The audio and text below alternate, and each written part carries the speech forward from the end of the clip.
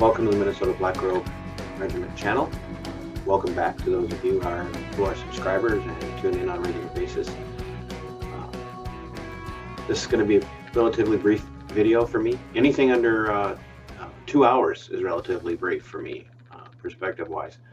But I want to talk real quick today to the people who are out there doing what I believe is the right thing, which is refusing to wear a mask or wearing a facial covering when they're in public.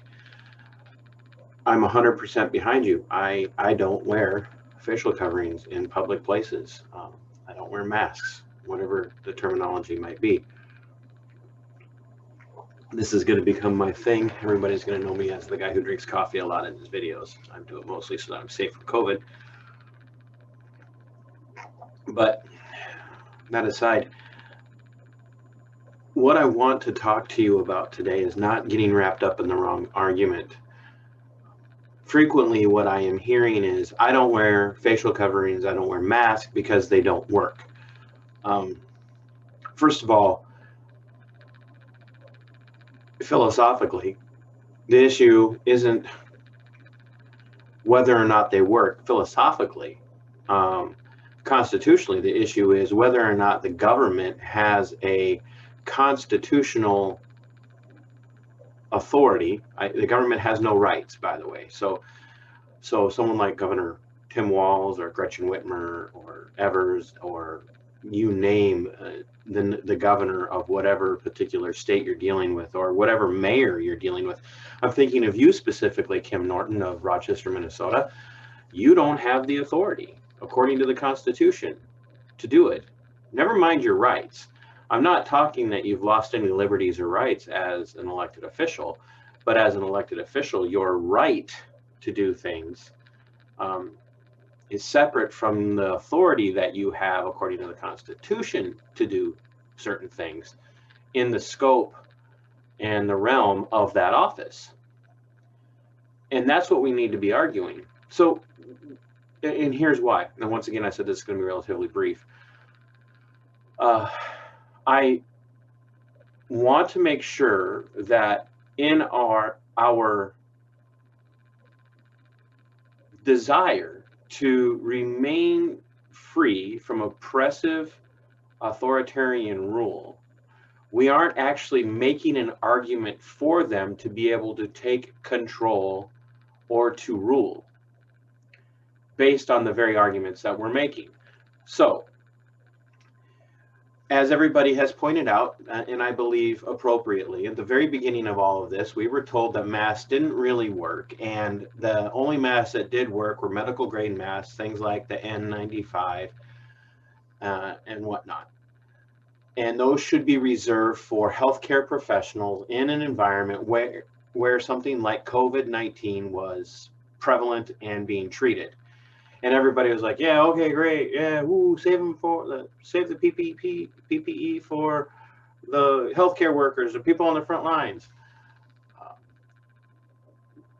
And then there was a shift. Okay, now we're getting data, and everybody knows data can be, to some degree, one way or another, can be skewed in favor of whatever position you happen to want to take. But now we're getting data that says that facial coverings do work to some degree. And then everybody points back to, but you just said, okay, things change, things shift. That's how this works.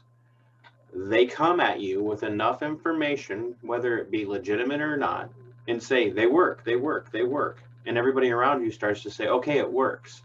So now what we have is mob rule, which is what democracy is. That's why the United States is not a democracy. It's a constitutional republic wherein the rights and liberties of the few, no matter how small that voice, are secured and protected from the rule of the mob. So now what we see is a shift, if you will, of masks work, to people now believing that we should be wearing them, to now in a few short months, and let's say in the state of Minnesota, since really the middle of July, we have become a culture of mask shaming. Sometimes it's with words, sometimes it's just the patent terrified looks that people will give you for not wearing a mask while you're in a public place, because they've bought into the lie that masks work. And the issue is, if that line of thinking is true, masks do work, fine. I'm still not going to wear one, because the government doesn't have the authority to order you to do so. It's a violation of your constitutional rights as a person who chooses to not wear one. Period. They don't have the authority. And quite frankly, I don't care if the Supreme Court rules that they have the authority. The Supreme Court has also created out of whole cloth a right to abortion. So think about that. When we make our argument that we shouldn't have to wear masks because they don't work, that's pragmatism, and pragmatism can be used against you. What we need to argue is whether they work or not, you don't have the authority to force upon me something that violates my constitutional right, my constitutional freedom, my constitutional liberty. That's what this is about. And that's the focus that we have to have. We can't be focused on whether or not they work. We can only be focused on whether or not it's a violation of our constitutionally enshrined liberties. Period. Make that argument. Make that argument. Don't make the argument of, well, they work or they don't work. Because sooner or later, they're going to produce data that proves to you that they work, and you won't have a leg to stand on. Stand on the grounds of it's about liberty, not about effectiveness.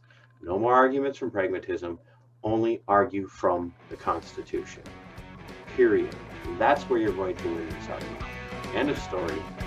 End of discussion. Period.